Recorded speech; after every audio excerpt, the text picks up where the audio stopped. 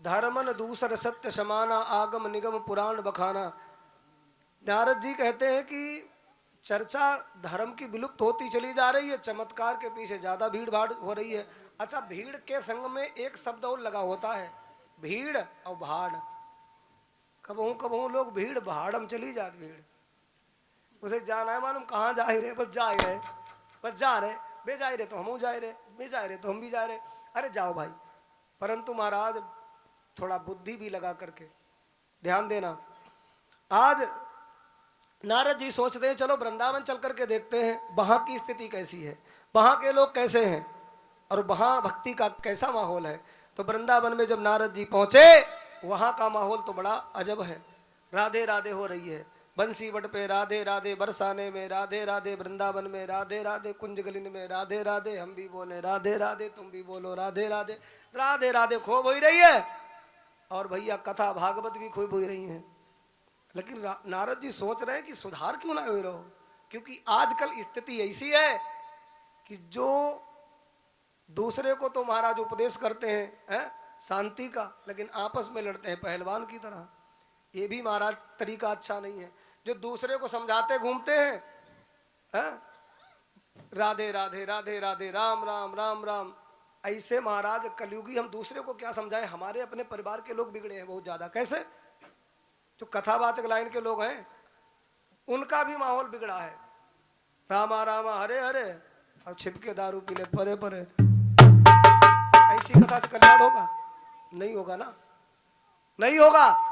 किसी भी व्यभिचारी से, कामी क्रोधी से, किसी भी नशेड़ी गंजेड़ी से यदि आप भागवत सुनोगे तो इसका मतलब आप उसका समर्थन कर रहे हो। भाई तुम खूब पियो और खूब गांजा और सुल्फा और बीड़ी तमाकू ये सब खाओ पियो, हम तुमको बुलाते रहेंगे, तुमसे कथा करवाते रहेंगे, पैसा तो हम दे ही देंगे तुमको। अगर ऐसे गलत लोगों से यदि आप कथा भागवत प्रवचन सुनेंगे तो निश्चित ही आप भी महाराज नरक में उसके साथ जाएंगे। क्यों? क्योंकि गलत व्यक्ति को दिया हुआ दान फलीभूत नहीं होता। धोखे से हो जाए तो कोई बात नहीं, जैसे आप जानते नहीं हो कोई भिखारी आया आपने दे दिया तो कोई गलत बात नहीं है आपके जीवन के लिए। परंतु जानबूझ करके अगर नशेड़ी गंजेड़ी दारू इल्मी फिल्मी चिल्मी इनको अगर बुला करके आपने दान दक्षिणा दिया तो वो महाराज पिएगा जाके, और तुम जानते हो ये पिएगा, तब तुम घोर नरक में जाओगे। आपने सोचा कि भिखारी आया और उसे बुद्धि नहीं है, बिल्कुल है, बहुत ही महाराज दुर्बुद्धि है, गालियां देता है, लेकिन द्वारे पर आया, आपने क्या किया, उसे 1 रुपया दे दिया। अब उसने 1 रुपया लेकर के गांव के पश्चिम से जाकर के एक माचिस खरीद के आग की तीली जलाई डाल दी। अब तुम्हारा गांव महाराज जल रहा है।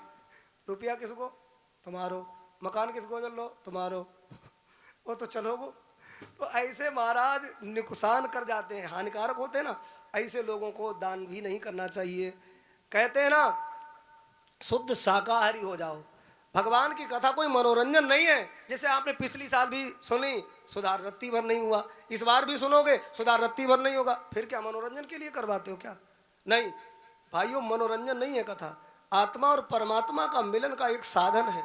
एक भक्ति भावना जागृत कर देगी परमात्मा की कथा, तुम्हारा कल्याण कर देगी। इसलिए कथा को मनोरंजन के भाव से मत सुनिए। कुछ लोग कथा में आज नहीं आए, वो मन में सोचते होंगे आज क्या है, आज तो पंडित जी शुरुआत करेंगे, आज नहीं कल चलेंगे, परसों चलेंगे। धीरे धीरे जब महाराज अच्छा साजबाज बजेगा और सारी बातें होने लगेंगी ना, चुटकुला भी, तब हम आएंगे। अच्छा, आज की जो कथा नहीं सुनेगा तो उसकी आज की छूट जाएगी। जिस दिन मकान बनता है ना तो उस दिन तो नापा जो कि मैं मिस्त्री पूरो महाराज पैसा तो ले जाते, लेकिन उस दिन कुछ काम ना भी पाओ शुद्ध। क्यों नहीं? क्योंकि उस दिन नींव भरी जाती। नहीं जानते हो, बुनियाद। तो बुनियाद जब भरी जाती है तो उसमें ज्यादा काम तो नहीं हो पाता। परंतु जिसने बुनियाद देख ली भरते हुए कि इतनी महाराज मजबूती से रखी गई, उसे तुम 6 मंजिल पर खड़ो कर दे वो डराएगा नहीं, क्योंकि मजबूती से भरी है भाई। और जिसने देखी ना है कि बुनियाद कितनी मजबूती से रखी है, उसे महाराज ऊपर चढ़ाओगे तो बार बार पूछेगा ऐसा तो नहीं धस जाए यार, है कहाँ ऊपर ले जा रहे हो, कहीं ऐसा तो नहीं बैठ जाए, तो उसका तो दिल कमजोर होगा ही। इसलिए आपको किसी भी दिन की कथा मिस नहीं करनी है, प्रतिदिन सुनिए, कथा तभी पल्ले पड़ेगी। अच्छा, बहुत से लोग आते हैं थोड़ी देर कथा में बैठेंगे, अब बाद में अपने पड़ोसी से कहें यार अच्छा लाओ यार मजा ना आया। अगर आपने ऐसे कह दिया, पड़ोसी को भी उठा ले गए। तो हम तो उनके लिए एक ही बात कहेंगे, कथा कोई रसगुल्ला है? जैसे तुम आए, तुमने कहा भैया जल्दी दो, कथा कहाँ है कहाँ है कहाँ है, बस हमने कहा मुंह खोलो, ऐसे पान वैसे बनाओ रखे, बड़ा मीठो मीठो लोगो। अरे कथा ऐसे थोड़ी सुन सकते हो, कथा सुनने के लिए समय चाहिए, समय चाहिए, दिमाग लगा करके, चित्त लगा करके सुनोगे तभी कथा पल्ले पड़ेगी, अन्यथा नहीं। और एक बात बताएं, जो लोग कथा में नहीं आते उनसे भी कह दिया करो चले आओ कथा में, यहाँ आने से तुम्हारी कोई हानि नहीं होगी, लाभ ही होगा। लेकिन जो आते हैं, जिनकी इच्छा होती है, उनको तो आप ला सकते हो, परंतु कछु कछु गांव में लोग ऐसे भी होते हैं। एक सज्जन से हमने कही चलो आपको कथा सुनाए ला में, सुनो चल के, तब बोले हम भाई हम ना जात कथा, तो हमने क्यों नहीं जाते, तो वे कहने लगे हमारे समझे में नहीं आओ। अच्छा कथा पांडाल तक आओ तो ना है और समझ में पहले ही आ जाए, कथा का वो सुने ना है और समझ में पहले ही आवे, ये कोई तरीका है? एक व्यक्ति को तैरना नहीं आता था, तो रिश्तेदारी में पहुंच गया, तो गांव के लोग बोले चलो आज हम सिखा देंगे, नहर किनारे थी, लेके गए उसको। अब वो गया, तो जो पुल की ऊंचाई होती है, जो लोग तैर लेते थे उन्होंने कपड़े निकाले, पुल की ऊंचाई से नीचे छलांग लगा दी, अब वो तैरने लगे। अब जो कबहू ना तैरे थे, बेऊ महाराज ऊपर चढ़े और उनने छलांग लगाई, तो बे तो गहरे में चले गए और उनके गोता लगने लगे। तो लोगों ने उनको देखो, कहने लगे अरे भैया ये डूब जाएगा, इसे निकालो। दौड़ करके गए, उसे निकाला। अब कहा कि भाई तुमने कभी नहीं तैरे तो इतने ऊंचे से क्यों कूदे, और सुनो ऐसे डूब जाओगे, किनारे पर तैरो, निकाल के बाहर खड़ो करो उस पर, कही भैया किनारे पर तैरो। उसने अपने कपड़े उठाए, भाग खड़ो वो घर के लिए, कहा लोग हम नहीं अब रुकन वाले। तो लोगों ने कही सीख ले हो, धीरे धीरे सीख जाओगे। कहा लोगो हम जाए रहे अपने घर, और देखो आज के बाद जब तक हम पूरी तरीका तैरना सीख ना जाए तब तक हम पानी में नहीं घुसे।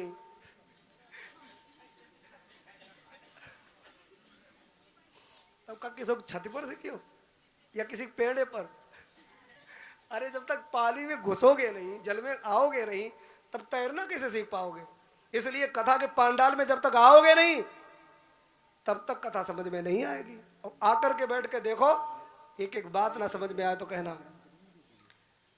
मेरे भगवत प्रेमियों, आज नारद जी ने देखा कि लोगों के विचार बड़े ऊंचे होते हैं, कर्म बड़े नीचों जैसे करते हैं, तो ये महाराज पाखंड है,